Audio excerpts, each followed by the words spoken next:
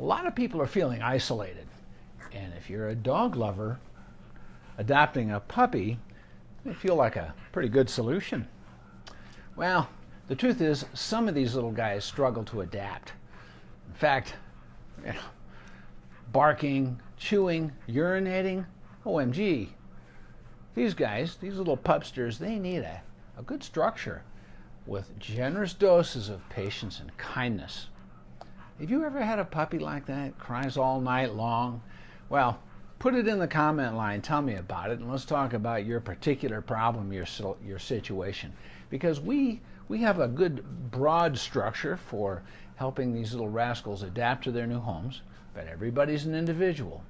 By the way, in case we haven't met, I'm veterinarian Dr. Jeff Nickel, along with our family border collie here. This is Miss America, and this is Gaston, and this is Tony, and they're enjoying some indoor hunting feeders here, which is an excellent food dispensing toy for cats because they feel like they're hunting, especially if you hide them under little sofa cushions and beneath furniture. And we'll talk about how you can adapt that kind of thing to another foraging species, dogs, especially when they're babies. So, you know, this business of puppies just having a heck of a hard time at night, this is, oftentimes people wonder if their new puppy has separation anxiety, and actually they don't. It's a problem that is a behavior disorder that develops with time. Oh, Carla, thank you for coming. It's great to see you. So I wanted to read you just a few sentences from the abstract of it's a pretty recent research paper on exactly this, and it's called Puppy Behavior When Left Home Alone, Changes During the First Few Months After Adoption. So the upshot here is that these problems aren't as bad as they feel, okay? There were 32 puppies in this study, ranging in age from about 7 weeks to about 16 weeks, which is generally the age when most people adopt a new puppy, and they were filmed when home alone for 60 minutes. The videotaping was repeated again after 1 month and again after 2 months. And what they found is that out of the 32 puppies, only 3 of them were characterized by stress-related behaviors. Now, how do you know? Well, Martha, hey, wonderful, thank you for coming. I'm glad to see you. And so these, what are the stress-related problems? And I'm going to talk about that more in just a minute. But puppies that are showing anxiety have some of the same body signals that you'll see in adult dogs, like lip licking, and especially in puppies, crying, and some of them are going to be, chewing excessively, licking themselves, licking the floor, that kind of oral behavior. These behaviors decreased over time. And so the upshot of this whole paper was that the results showed that even if some puppies showed stress-related behaviors, these behaviors did not persist over time. So, you could just wait and do nothing when you adopt a new puppy, but we're trying to build a relationship right from day one, and we want to teach the puppy that there is a structure and a routine, because dogs, they're really big on predictors. One event predicts another, and then they know what to expect after that. Anxiety is a huge problem with dogs, and if they have behavior disorders, and in a behavior specialty practice like mine, anxiety is a very common underlying cause. Anxiety being thank you, Carolyn. Anxiety being an illogical, unfounded worry about what might be lurking around that next corner. And for a dog who may have a genetic tendency for anxiety, and many dogs with that disorder are genetically programmed for it, and you really can't know when they're new puppies. You would love to be able to temperament test and pick those that aren't. You really can't, because as the brain develops, that's when those problems start to become apparent, and that's why we don't see the disorder of separation anxiety until they're typically close to a year of age, sometimes not until they're 2 or so. And so what do you do with these puppies to try to, steer clear of that problem? You give them a structure right from the get-go with predictability so that the same events happen every day, you hope in approximately the same times of day each day, and in the same order. And one of the best ways to get that whole thing started is with house training. And when you get a new puppy, the time to start house training is literally on day 1. And there is a method called one-day house training, and it is effective in 1 day for most new puppies. And it is a structure, and I think I've done a Facebook Live on that before. And I also have a video, a YouTube video on it, that's actually had a lot of viewers. Oh, thank you for the heart. That means I'm doing something helpful. I appreciate that. So I'm going to, when we're done with this Facebook Live, have a little dinner, and then I'm going to post on my Facebook page the YouTube link for my video on one-day house training. So you'll be able to see that. And you want to do that right away. And so if these little guys make a mess during the night, you don't say anything about it. The last thing we do is punish, especially babies, because, again, you're trying to establish a trusting, predictable relationship. We want our puppies to see us as those reliable leaders who just going to keep on applying the structure and reinforce good behavior. Easier said than done sometimes, especially when you're not getting any sleep. And so what I encourage people to do with new puppies is put them in the far reaches of your house. One of our puppies that we had before there was such a thing as a daptile pheromone, we'll talk about that in a minute, is we put him in the back of the car in the garage for the night because we needed to get some sleep. If you respond and take them to bed with you, you're starting to reinforce this kind of behavior, and you can be stuck with that dog in your bed for the rest of your life, which some people like sleeping with their dogs, and that isn't necessarily a problem, although there are some of them that get confused in their inner sanctum, their leader's den, and they start to react badly. And it's generally not a good idea because it isn't natural to the way a dog would function if he or she was part of a free-living canine social group. They would have their own den. So many people get a crate. And crate training a puppy, perfectly good idea. There's a few buts on that. One is that most often nowadays people are getting crates that are wire crates. And they'll make it comfortable with a fluffy pad in there, a couple of toys and a water bowl, that kind of stuff. But the problem with a wire crate is that to a dog of any age, it doesn't feel like a den. Dogs are denning creatures. They don't live in a den. They're not den living. But they will go to a den when they need some solitude, when they need to get away from all the hubbub in a busy household. Maybe there's another dog that's maybe bullying them. We see that. And if they have a den, they can have some safety. But a den needs to feel like a den. So it needs to be relatively enclosed. It needs to be about 1.5 times the dog's length and about 1.5 times the dog's height at the shoulder. So they can move around in there. But if you use a wire crate, perfectly okay, but you want to keep it covered with a towel so that it feels snug and enclosed. And in fact, I like to suggest that the cover of it cover the front door as well, but maybe down to a few inches above the floor, so that your puppy can see out, and the same as when it's an adult dog, just like it would a den. So what about closing the door? Well, in the wild, dogs go to their den, and one of the fundamental choices that they have is that they can go there and they can exit their den whenever they feel like it, at their choice. It's never closed off. They're never incarcerated or trapped in there. And that's a big problem for a lot of dogs. And people will keep their dogs in a crate throughout the day when they're gone to work, just because they don't want messes, they don't want chewing, when in fact a lot of those behaviors, dog mature out of it when it was only a few months old, and it wouldn't have done it anyway.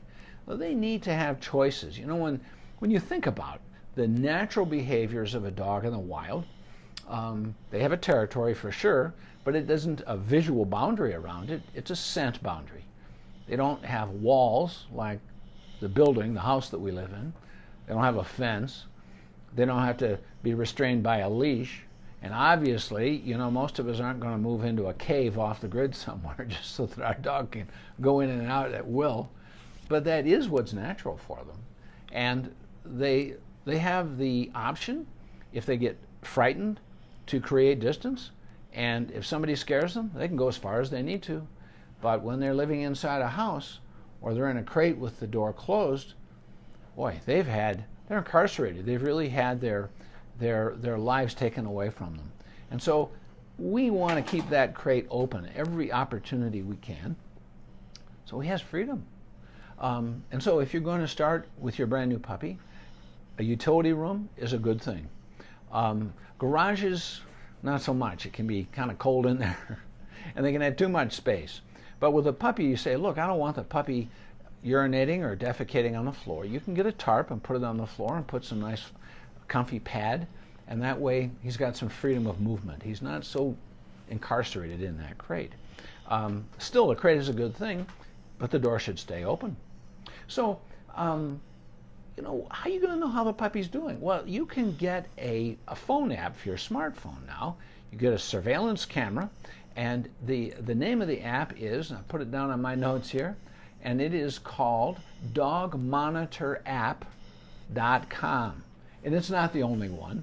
And but you can get this thing so that when you're away at work or in your bedroom after you've put the puppy to bed in the utility room, you can watch what the puppy's doing, and you can look for those indicators of anxiety or nervousness in that puppy, like lip licking.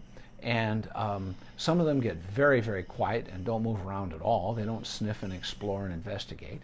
But some of them actually tremble. Some of them will just crawl into a corner and sort of avoid the whole situation because they're just not adapting well. And so with this app, the beauty of it is you can actually talk to the puppy and give him some reassurance. Here's some other things that I'm really going to strongly encourage you to do. I'm going to turn the camera around. And this is a pheromone collar called Adaptal. And this is something that comes in a small and a large size. Looks a lot like a flea collar. And it's impregnated with a synthetic analog of a naturally occurring pheromone that is secreted by specialized glands under the skin of lactating mother dogs. This is what it looks like in, here's the box that it comes in. This is the diffuser type. And you plug this thing into a wall outlet. It looks a lot like a room freshener. See if I can, oh, here, I don't need to turn it around for that, do I? Looks like a room freshener. And this is the thing that screws into it. You just take this plastic cap off and screw it in there, plug it into a wall outlet. Lasts about a month. And if you use the collar, because the dog's not in a small room, then of course the pheromone in the collar goes with your puppy wherever she goes. Well, here's the value of this stuff.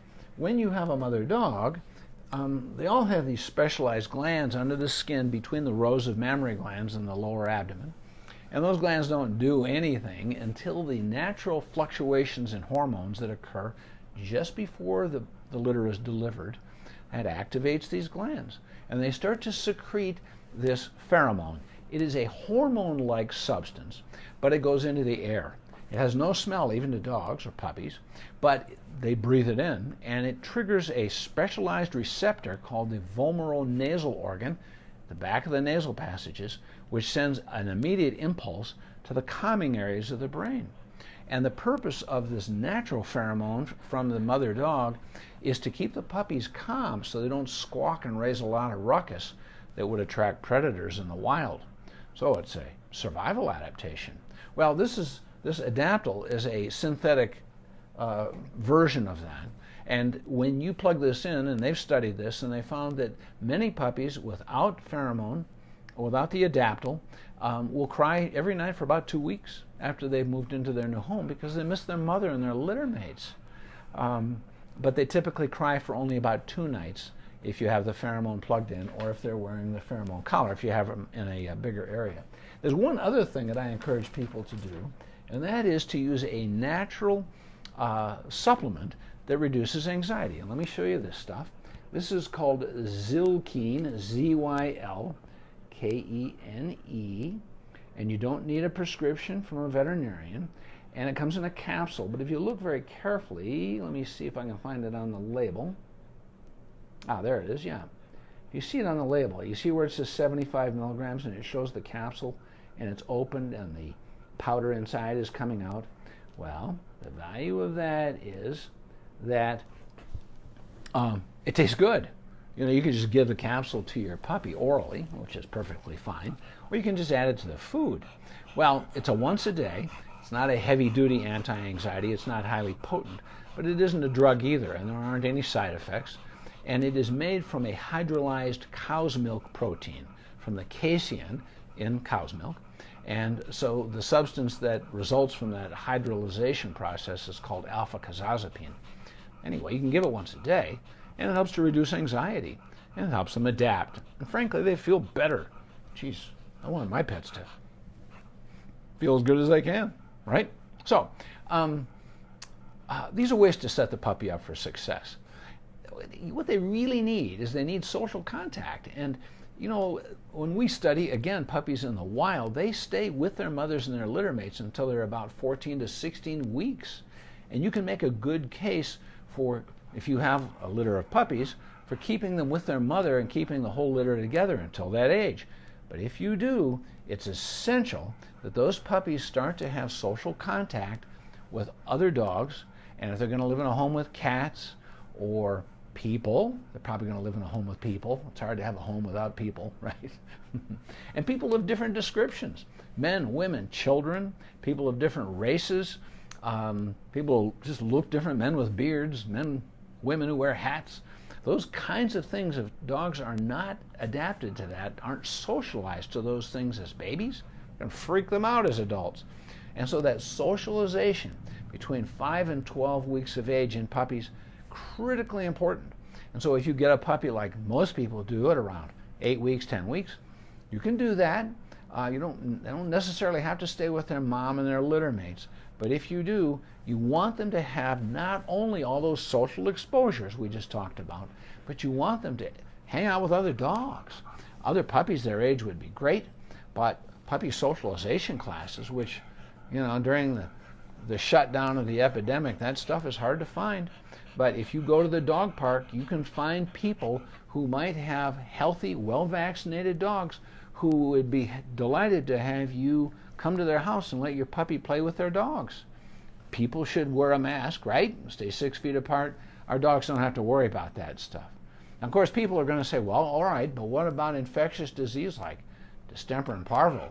And in fact, many general practicing veterinarians who do wellness work and examine these babies and give them their vaccination series, many of them are legitimately concerned because puppies who get Parvo and Distemper, some of them don't do so well.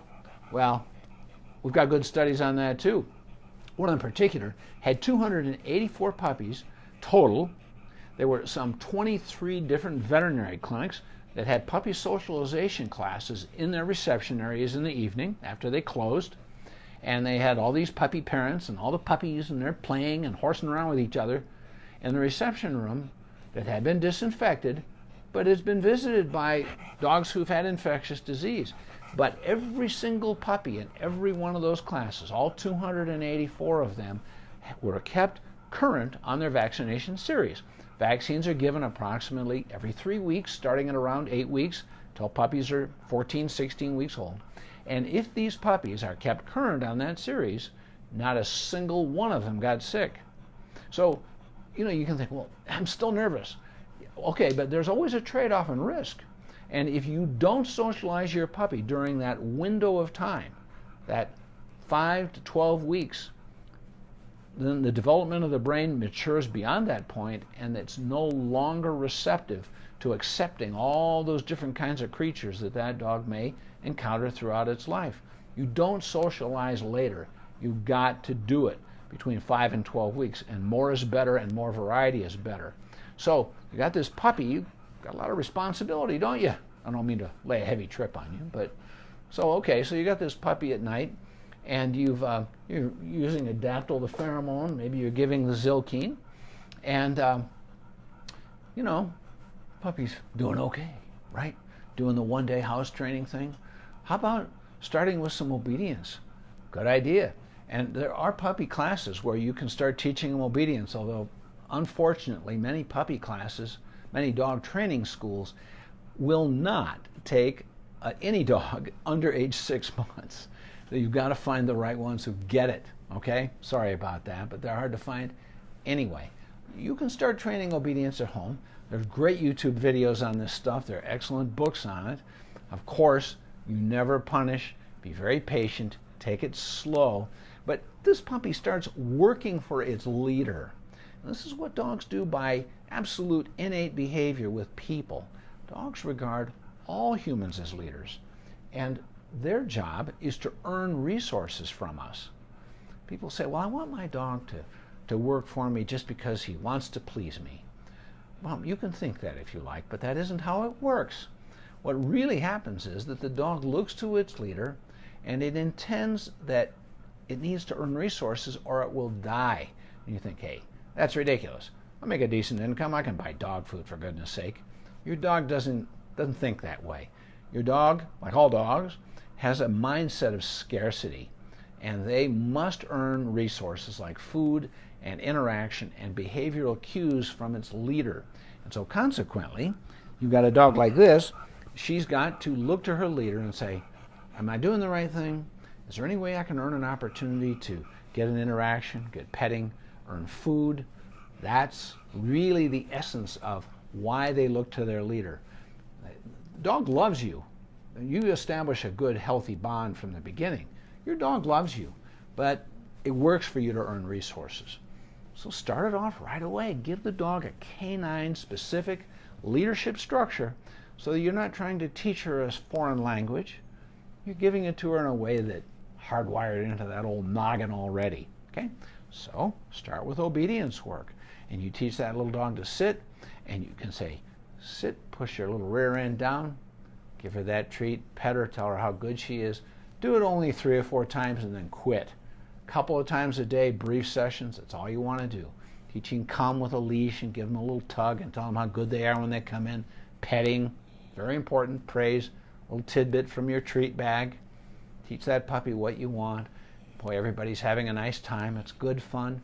Then if you're using this app, this thing called dogmonitorapp.com or something like it in your smartphone, and your dog is grown up and you're going back to the office to work after this epidemic is behind us, and maybe your dog does develop separation anxiety, or you're just got your iPad on your desk and you're watching the dog on the surveillance video, and you can give if your dog starts looking nervous, lip licking, licking the floor, licking itself, trembling, acting nervous, you can say, hey, Miss America, sit. And she sits and you go, oh, you're a good girl.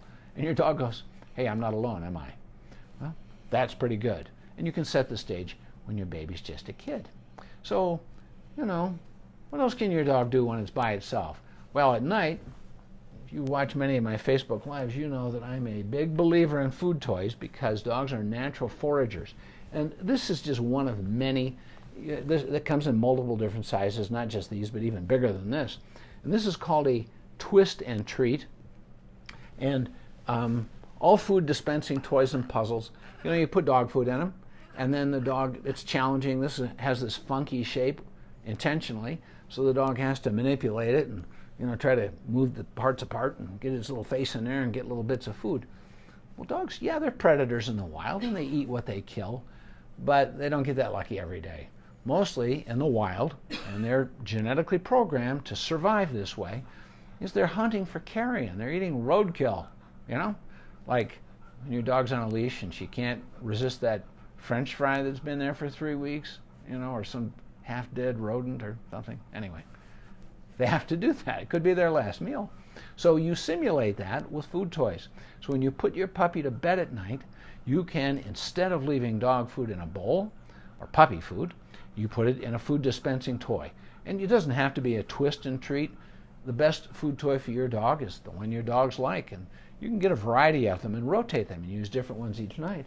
And your dog says, geez, I'm really hungry and I am a dog and I'm supposed to forage and there's food in here. I can smell it and see it, and they're going to work at it. Focus that brain of theirs on extracting it. Work their little mouth and their teeth and their tongue and their paws, and they get all that food out of there, and they go, whew, that was important work. I'm surviving. Good for me. Good on me, right? Well, the other thing is that when they're working these challenging food toys, they're expending a lot of energy, and they get good and tired. Well, there's truth to the adage that a tired dog is a happy dog. I mean, exercise is a wonderful thing, and this really qualifies. And then they go to sleep for the night. So again, set them up for success and let them be a dog. So what else can I tell you about this stuff? Routine, structure. Oh, and by the way, before bedtime, again, set your dog up for success, your puppy, and go out for a brief leash walk. Give that little rascal an opportunity to eliminate outside. Get a little exercise. Give her a chance to sniff and investigate off territory. They need that. If you're getting the stool checked for parasites, routine deworming on top of that, a series of vaccinations, then there's no reason in the world that dog shouldn't be a dog. And get off territory and sniff and investigate. It is essential to their social nature. And they should not stay incarcerated in their house or their yard until that whole vaccine series is finished. We have strong, robust research to show that it's not only unnecessary, but it actually can lead to trouble. So don't do that. Anybody have any questions? Anybody ever use pheromones? They're helpful. Some people think, well, my dog has separation anxiety, and I've read that pheromones can be helpful. They can be helpful for behavior disorders that are anxiety-driven. They're helpful as a part of a component of lots of different custom-fitted behavior modifiers and management tools that are integrated to help that individual dog. Oh, look, I've got somebody has a question, I think. Let me see, Carla. We did that for Smokey. Yeah, I know you did. You've done a wonderful job, Carla, because, well, Smokey turned out real well. Smokey's a cat, by the way. But, cats do this. And I'll tell you, you can, as your puppy grows up and you're not going to keep him, in the utility room at night long term because he doesn't need to be. When you're gone during the day, you can keep any dog occupied, whether you've had a concern about separation anxiety or not. If you take these food toys and you hide them under the furniture or beneath the sofa cushion and put them in different places. I'm a big believer in dog doors as well because give your dog choices. So if they feel better outside, they can go outside. If it starts to get stormy, the dog can come back inside. Well, if you get a digging box for your dog, build it against the north side of your house because the sun doesn't really shine directly there, especially here in the desert, Our yards are a lot like adobes. Well, you can put some 1x10s, a couple of angle brackets, and you don't have to be much of a carpenter to make this happen. And then you get a hoe and you loosen up the dirt, add a little bit of topsoil, mix it up, spray a little bit of water. You don't want to make a bog of it, but you want it to be a little moist. And that's where your dog would love to dig. They need to. Better that than some other part of your yard. And then you can bury some food toys. And initially you have your dog with you when you do it so they see what you're doing. And then when you leave, you can bury them in different parts of the digging box and have some hidden around your house and no food that morning. And your dog goes, holy smoke, I need to survive. Hey, I think I can forage. And so they do. And they're dogs. And you're not treating them like little people in furry suits. You're loving them that way, but you're treating them like dogs. And that is predictable. So, thanks. I always learn something. Well, you're so nice, Deborah. Oops, wait a minute here. Zilken, there we go. Can Zilken be used for cat anxiety when traveling? Absolutely, it can. And by the way, it starts with a Z, not an X. You might get that idea, but it's ZYL. And yes, Zilken is good for cats and for dogs, but cats who have a serious anxiety problem when traveling might need more than just Zilken. But yes, you would start it at least a few days ahead, and it can certainly reduce their heebie-jeebies. And cats, of course, should travel in a crate with the door closed while they're in the car, and cover that cat crate. And what I do when I travel with my cats, I cover the crate and I have them camped out right next to me in the passenger seat so I can talk to them. And here's a secret about Zilken. It is not a drug, again. It is a hydrolyzed milk protein. And in fact, in the case of Gaston, who's sitting on a shelf across the room so you don't see him, he's the fuzzy white guy. I didn't get as much benefit when we first adopted him and he was bullying his older brother here with the normal 75 milligrams that is recommended for cats and small dogs. So I doubled it. Actually, I tripled it. I gave him 225 milligrams. I used the bigger strength capsule, and he did better. But there was no sedation, there's no side effects. So you can take your poetic license with this stuff. and they'll do well. And in fact, with cats, you can in the crate, and I had it here last week. It's over across the room, but there is Feline. That is a feline calming pheromone, very similar, actually in principle, to Adaptil for dogs, but it's for cats, and it's a whole nother species, made by the same company. And you can get Feline in a little spray, and you can spray it on the pad inside your cat's carrier, and that can be helpful too. You know, many times people say, gosh, I've got this problem. It is so frustrating. I've tried everything. Well, very often what they've done is they've believed that one solution is going to fix the whole thing. So, you know, they tried Zilken, didn't do the job. Angstitane. It's another chewable. It's a plant amino acid in angstitane, also very safe and very effective as a mild to moderate anti-anxiety. Oh, they've tried that. They've tried pheromones. Nothing seemed to help. Well, frankly, we often use these things all together.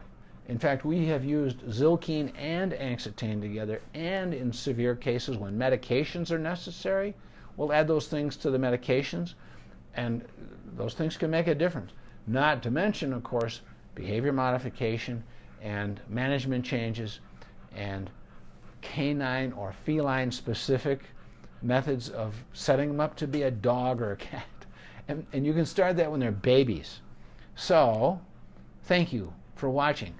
This is, you know, I often mention this at the end of my Facebook Lives, that this is about kindness. And it's about empathy from the standpoint that we're not taking a walk in another person's moccasins. We're trying to be really open to some significant species differences. And you're watching your dog to see what kinds of canine body signaling you can interpret accurately and help that little guy do better. And so we want to set a foundation for our pets of trust and freedom and choice, because we know that when people try to require things of their pets only to get their own needs met, they can, like people, they can get obstinate, and then you got headbutting. And what kind of a relationship, what kind of friendship is that? You know, I mean, that's not what you want. And somebody else just sent me a question, so let me have a look on my iPad here. And, all right, where the heck am I? There we go. I think that's what you gave our cat. Yeah. No, we've been using these things for a while, Carla. Nothing new about them, and they can be pretty helpful. You know, there's no downside in these. And so if you try this stuff like Zilken or angstitane on your pets, or Adaptil, or Feline, and you say, oh, it didn't do a lot of good, what it's telling you is that there's much more that needs to be done. And, you know, you can contact my office for a consultation if you have a problem like that. So I'm inviting anybody who's not a subscriber to my website to do that. Go to drjeffnicol.com, drjeffnicol.com, and at the bottom of the home page, you can just put your email address in. It's no charge to subscribe. And when you do, I'll send you at no charge. It's all free. At-home pet CPR and first aid guide, which if something happens, that can be mighty handy. It's bullet pointed. It tells you what to look for, what to do immediately, and what to do as you're on your way to the veterinary hospital. So real straightforward stuff. But by subscribing every Tuesday morning in your email inbox, you will get my Facebook Live from the week before, and my what we call a media blog, which is really my column in the Albuquerque Journal from the week before. And you don't have to read the newspaper if you don't want to, and you don't have to tune into my Facebook Lives, although I really like it when you do. So you can do that, and you can get that stuff. I put other things in my website too that I hope are helpful for pet parents. Bring out the best in pets and their people. It's what I really try to do. And if you're interested, or if you have friends who could benefit from this information on new puppies, by all means, put their name in the comment line. And also, a little later on this evening, I'm going to put in there the YouTube link for my video on house training puppies in one day. So thank you again for being here and sharing a little bit of your evening with me, and I'll look forward to seeing everybody next week. Say good night, Miss America. Say good night, Tony. Gaston is, well, you know, he's a cat.